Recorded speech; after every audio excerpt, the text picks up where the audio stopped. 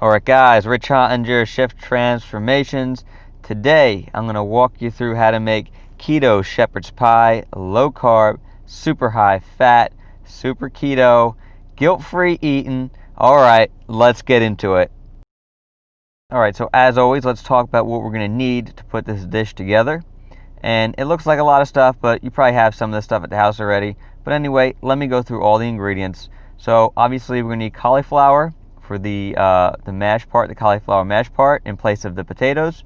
We're going to do chopped meat, bacon, chia seeds, nutritional yeast, celery, onion, carrots, mushrooms, coconut milk, coconut oil, salt and pepper, paprika, onion powder, garlic powder, butter, and garlic.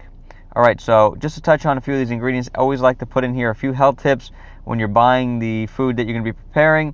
So on the ground beef, make sure it's some kind of organic or grass-fed beef so you're not getting a bunch of antibiotics and steroids and all that stuff that's going to detract from your health. And then on the butter, make sure it's a grass-fed butter. Same thing goes for that. You don't want the antibiotics and all of the steroids that go into that, and soy. So try to get organic or grass-fed if you can on those things there. And that's pretty much it, guys. The bacon. You want to make sure your bacon is uncured and has no nitrates either. So those three things are important to make this a healthy dish. But that's it for now. So get these ingredients and let's get started. Okay, for step number one, take your cauliflower, chop it up, and make it kind of small so it doesn't take forever to steam it.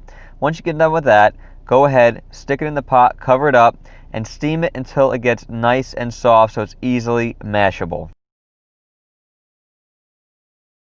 Alright, so while the cauliflower is steaming, go ahead and get all your vegetables prepared and chopped into small pieces like you see here. Get the celery, the onion, the mushrooms, the carrots, and the garlic all set up and ready to go. Set that aside. We're going to be putting that in a saute pan a little bit later. So go ahead and take your saute pan, put it on medium to low heat, add in your grass-fed butter and your coconut oil, and then what we're going to do is we're going to take our bacon and we're going to cook our bacon right in that pan.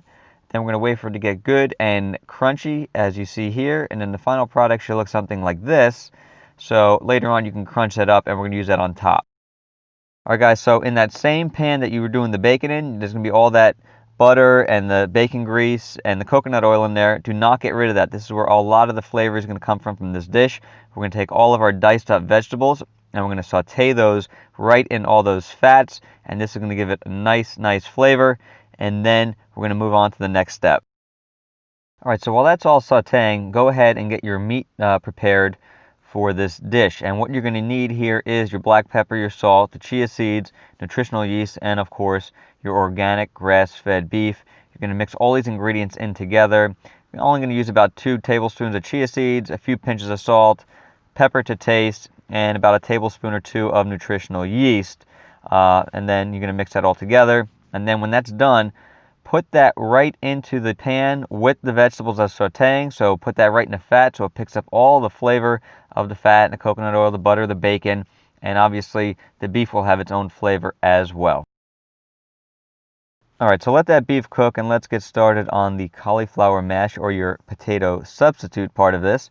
And obviously you need your cauliflower that you steamed, the grass-fed butter, the nutritional yeast, coconut milk, and then the spices, the paprika, the garlic powder, the onion powder, pink Himalayan sea salt, and then you're going to put your pepper in. Again, guys, do the spices to taste, and then after we do that, we're going to put everything into the blender, and then you're going to blend this up and add the coconut milk in. Add a little coconut milk at a time so you don't make it too runny, and then you can gauge it that way. But once that's all whipped up, you're ready for the next step.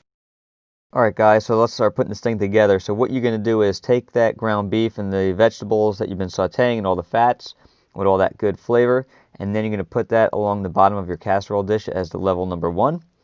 And then for the next layer, you're going to put the mashed up cauliflower, a nice thin smooth layer across the top, and then we'll finish it off with some spices. You're going to put some nutritional yeast, the paprika, the black pepper, and then take that bacon that you fried up and put that in a little food processor or chop it up finely with a knife. And then we're going to sprinkle this stuff right on top, and it should look something just like this. Alright guys, so we're ready for the final step of this, and what you can do is take your casserole dish, put that thing right in the oven uncovered, and have the oven set to 400, and I'm going to put it in for about 12 minutes, and voila guys, you have keto shepherd's pie, guilt-free eating, super low carb, super high fat, very, very flavorful and tasty and nutritious. Stay tuned for more healthy cooking ideas from me, Rich, with Shift Transformations.